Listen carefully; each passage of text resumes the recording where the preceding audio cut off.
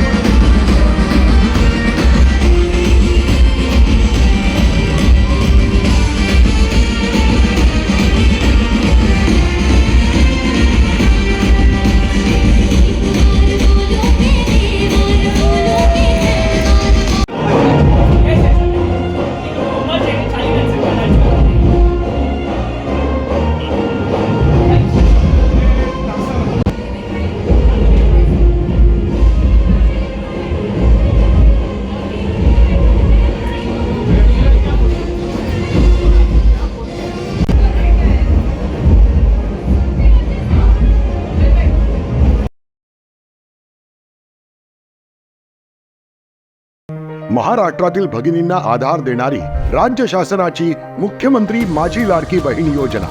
या योजनेअंतर्गत अल्प उत्पन्न गटातील 21 ते 65 वयोगटाच्या भगिनींना मिळणार दरमहा 1500 रुपयांची मदत। अर्ज करण्यासाठी 31 ऑगस्ट 2024 पर्यंत मुदतवाढ। कुटुंबाचं वार्षिक उत्पन्न 2.5 लाख रुपयांपेक्षा कमी असलेल्या महिला पात्र। कुटुंबाकडे पिवळं किंवा केशरी रेशन कार्ड असल्यास उत्पन्नाचा दाखला आवश्यक नाही। पांढरं रेशन कार्ड असेल किंवा रेशन कार्ड नसेल तर कुटुंबाचं वार्षिक उत्पन्न 2.5 लाखांपेक्षा कमी असल्याचा दाखला आवश्यक। योजनेसाठीचा ऑनलाईन अर्ज नारी शक्ती दूत ॲपवरून किंवा पोर्टलवर भरता येईल। ज्या भगिनींना ऑनलाईन अर्ज भरता येत नसेल त्यांच्यासाठी अंगणवाडी, ग्रामपंचायत, वॉर्ड ऑफिस, सेतू सुविधा केंद्रामध्ये किंवा आशाताई बचत गटाच्या CRP यांची मदत उपलब्ध।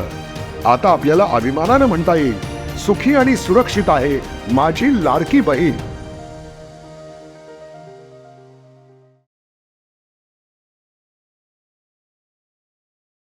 नवरात्रीच्या तिसऱ्या दिवशी गीता भोसले मॅडम, ज्या गेल्या 19 वर्षापासून पोलीस विभागामध्ये जनसेवेचं काम करत आहेत, सध्या त्या ठाण्यातील ठाणा जेलच्या मुख्य जेलर म्हणून कार्यभार सांभाळत आहेत। त्याचप्रमाणे नवदुर्गांमध्ये यथोचित सन्मान त्यांचा करण्यात आला। त्यांना आतापर्यंत अनेक पुरस्कारांनी सन्मानित करण्यात आलेलं आहे। Help and support to education of children of elements या संस्थेद्वारे गरजू विद्यार्थ्यांना त्यांच्याकडून मदत देखील केली जाते। आमदार रवींद्र फाटक आयोजित संकल्प प्रतिष्ठानच्या नवरात्र उत्सवाच्या तिसऱ्या दिवशी मराठी कलाकार नम्रता गायकवाड, विजय पाटकर, भाग्यश्री मिलिंद तसेच हिंदी सिनेसृष्टीतील अभिनेत्री मीनाक्षी लांबा आदींनी या उत्सवाला भेट दिली। तसेच सरकार प्रतिष्ठानच्या दांडियाचा आनंद देखील घेतला। यावेळी आमदार रवींद्र फाटक, नगरसेविका जयश्री फाटक, नगरसेविका नम्रता फाटक, नगरसेविका मीनल संखे, नगरसेवक दीपक वेतकर इत्यादींनी उपस्थितांचं स्वागत केलं। यावेळी उपस्थित मराठी हिंदी कलाकारांनी गाण्यावर ठेका धरला। संकल्प प्रतिष्ठान नवरात्र उत्सव में तहे दिल से स्वागत कर रहा हूं। निमिषा जी बड़े कीमती समय में से सब मिलकर एक साथ बोलेंगे बोला के बाप की।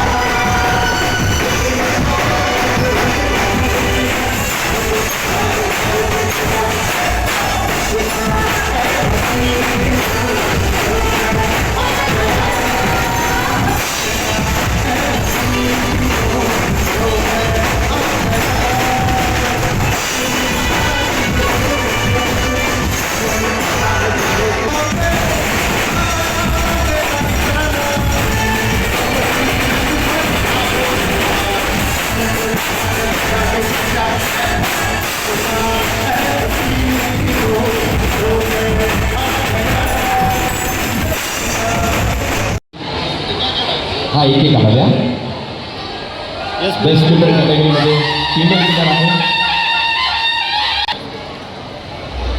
जितने सारे विनर्स हैं आपसे रिक्वेस्ट है आप यहीं पे रुके नीचे ना जाए। अनुपस्थितीमध्ये एसटी बँड हा जबरदस्तरित्या तुम्हाला सगळ्यांना नाचवतो।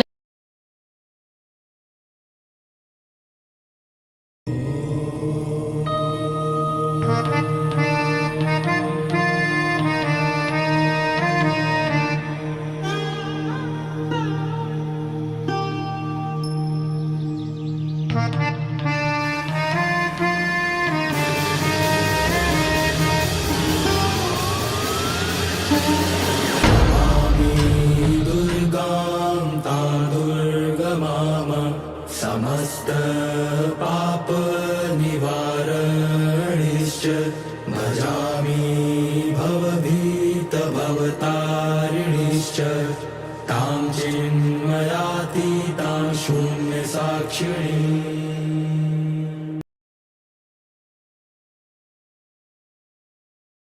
नवयुग मित्रमंडळाच्या नवरात्र उत्सवात तेलुगू समाजाने विशेष कार्यक्रमाचं आयोजन केलं होतं। या उत्सवाचे मुख्य आकर्षण ठरले भातुकम्मा हा पारंपरिक तेलुगू कार्यक्रम। फेडरेशन ऑफ तेलुगू समाज असोसिएशनच्या महिला सदस्यांनी साजरा केला। या कार्यक्रमात महिलांनी पारंपरिक वेशभूषा करून उत्साहाने सहभाग नोंदविला। भातुकम्मा हा तेलुगू समाजाचा एक महत्त्वपूर्ण सण आहे जो नवरात्र उत्सवाच्या काळामध्ये साजरा केला जातो। या उत्सवामध्ये महिलांचा सहभाग विशेष असा पाहायला मिळाला। त्यांनी पारंपरिक नृत्य, गीतं आणि धार्मिक विधींचं आयोजन केलं होतं। कार्यक्रमाच्या वेळी विविध सांस्कृतिक कार्यक्रमांची देखील येथे मेजवानी होती। फेडरेशनच्या अध्यक्षा श्रीमती लक्ष्मी रेड्डी यांनी महिलांच्या सहभागाचे कौतुक केलं आणि या प्रकारच्या उपक्रमांनी समाजातील एकात्मता वाढवण्याचे महत्त्व अधोरेखित केले। उत्सवात विविध वयोगटातील महिला आणि पुरुषांनी मिळून उत्साहाने सहभाग नोंदवला, ज्यामुळे नवरात्र उत्सवाला एक नवीन रंग प्राप्त झाला। तसेच नवरात्र उत्सवाला आमदार निरंजन डावकर यांनी भेट दिली।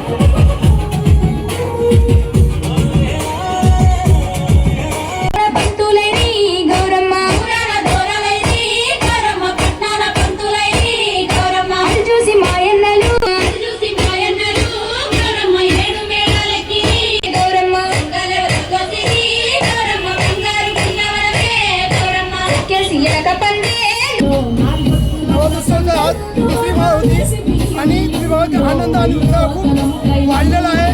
तिथे विविध समाजाचे आम्ही रोज कार्यक्रम ठेवतो। पहिल्या दिवशी आमचे समाज होते, पंजाबी समाज होता, काल आपला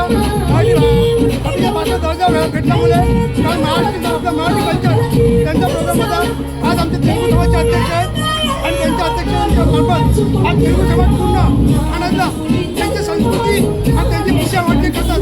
त्याच्या अडचणी तुम्ही आधी नाही. खूप आनंद आहे. आमचा तेलुगू समाज ठाणामधला पूर्ण समाज इकडे आला आहे आणि नवरात्री उत्सवाच्या 9 दिवसमध्ये 9 डिफरंट समाज येतात आणि हा तेलुगू समाजाचा कार्यक्रम आहे. बरेच आमच्या तेलुगू महिला आल्यात आणि तेलंगणाचं रिच्युअल आहे बतकम्मा. बतकम्मा म्हणजे लिव्ह लाईफ यु नो. आणि एवढे प्रॉब्लेम असेल तर थोडं सॉल्व्ह करायचा असं ते सिग्निफिकन्स आहे. आणि या कार्यक्रमासाठी आपलं तेलंगणा गव्हर्नमेंट सुद्धा आम्हाला सपोर्ट करत आहे आणि खूप महिला त्यांना आम्ही गिफ्ट वगैरे देणार आहे आणि दरवर्षी आम्ही इकडे करणार आहे आणि पुढच्या वर्षीला मोठं करणार आहे. या वर्षी जर जागा कमी पडली पुढच्या वर्षी आपण मोठं करू आणि सर्वांचा अभिनंदन आणि रमेश आंबे साहेब सर्वांचा नवीन मित्रमंडळ सर्वांचा आभार आहे.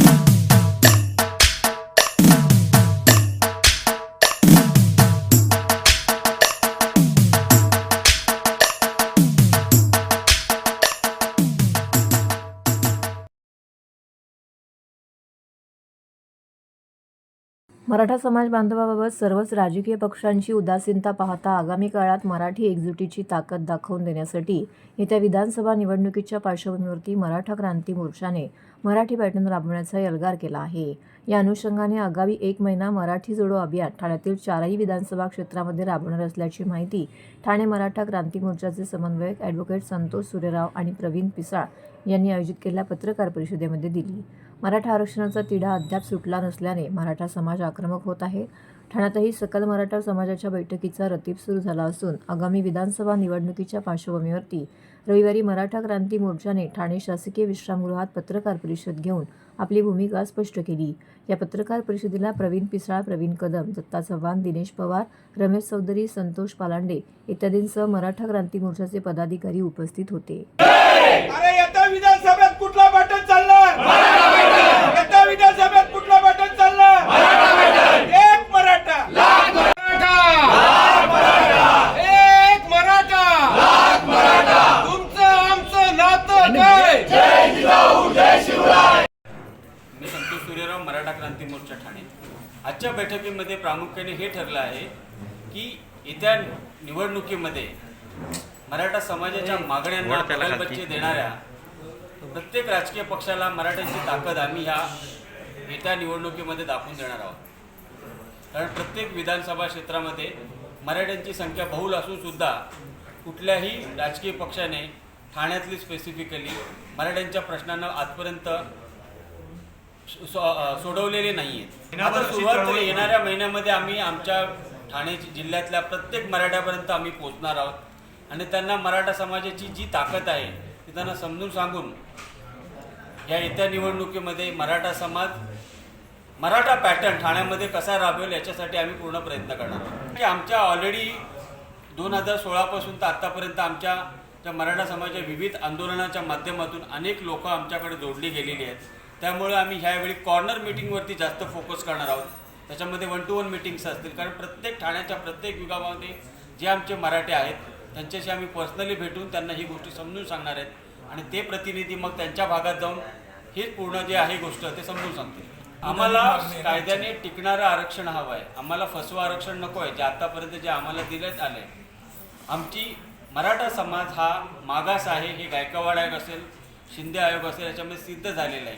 त्यामुळे आम्हाला ओबीसी प्रवर्गामध्ये मराठा म्हणून आरक्षण देण्यात यावं आणि हे आरक्षण 50%च्या आतमध्येच असावं. ओबीसी प्रवर्ग हा कुठल्याही आमदाराची मालकी हक्क नाही आहे.